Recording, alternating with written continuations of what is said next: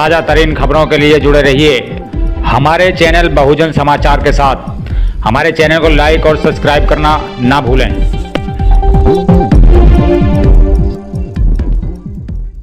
मेरठ की खास खबर। Anti corruption social welfare organisation के केंद्रीय कार्यालय पर आने वाले स्वतंत्रता को बड़ी धूमधाम से मनाने के लिए राष्ट्रीय अध्यक्ष मोहम्मद जमा चौधरी व सभी पदाधिकारी एक महत्वपूर्ण बैठक करते हुए और राष्ट्रीय अध्यक्ष मोहम्मद जमा चौधरी ने की अपील देश की जनता से और सभी लोग इकट्ठा होकर स्वतंत्रता दिवस को बड़ी धूमधाम से मनाएं।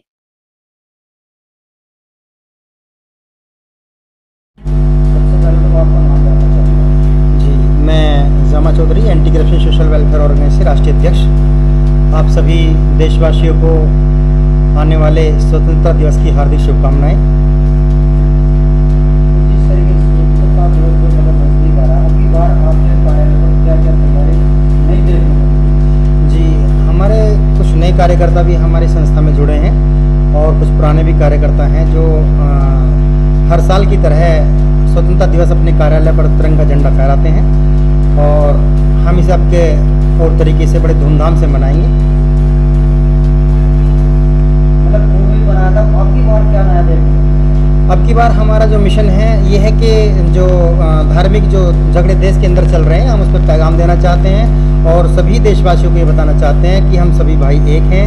कोई इसमें धार्मिक मामला नहीं है, क्योंकि जो आज़ादी दिलवाई गई थी वो भी हमारी जो पूर्वज हैं उन्होंने सभी धर्मों के लोगों ने मिलकर दिलाई गई थी। तो हमारा ये एकता का पैगाम, हम धार्मिक एकता का पैगाम देना चाहते हैं कि देश के अंदर अमन और शांति हो और देश में जो धार्मिक झगड़े पनप रहे हैं, मॉब लिंचिंग के जो विवाद सामने आ रहे हैं, ये नहीं होनी चाहिए। इस पर हम जो है पूरी कोशिश करेंगे और देश में लोगों को समझाएंगे, समाज में लोगों को जाके समझाएंगे, घर घर जाके समझाएंगे कि भाई अमन और शांति का पैगाम दें और देश को एकता का प्रतीक बनाएं। देश की जनता के लिए और मेरठ की जनता के लिए मेरठ की जनता से मैं कहना चाहता हूं कि जो पॉलिटिशियन जो कुछ इधर उधर की बातें कर रहे हैं, एक दूसरे से जो छीटाकशी करते हैं धर्म के मामलों पे, ये इस पर बैन लगाएं।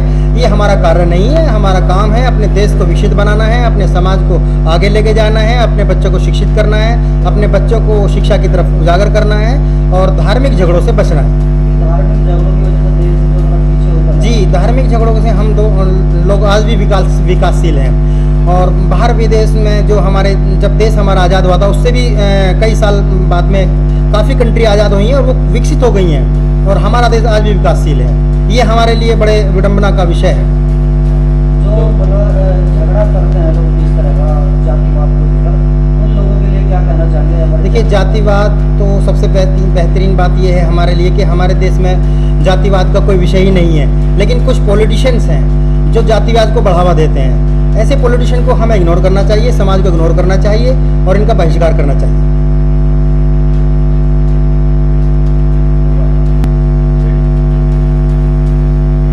जी, सभी देशवासियों को हार्दिक शुभकामनाएं आने वाले स्वतंत्रता दिवस की।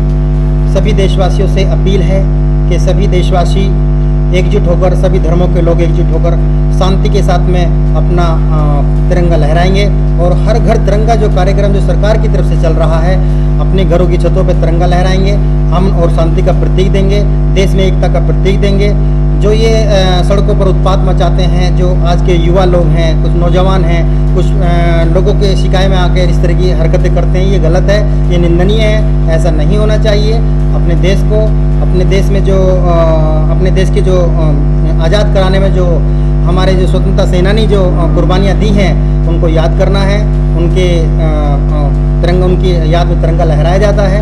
अपने देश में जो हमारे पूर्वजों ने जो इसकी बलि दी है, बलिदान दिए हैं, ये हमारे लिए बहुत बड़ी बात है कि भाई आज हम आज़ादी में जी रहे हैं और हम अपने स्वतंत्रता सेनानियों को, अपने देश उन क्रांतिकारियों को, देशवीरों को याद करने का दिन होता है 15 अगस्त, ये स्वतंत्रता दिवस।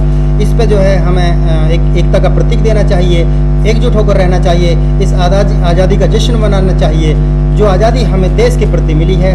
और सभी देशवासियों को पुनः एक बार स्वतंत्रता दिवस की हार्दिक शुभकामनाएं। सबका दिन शुभ हो, मंगलकारी हो।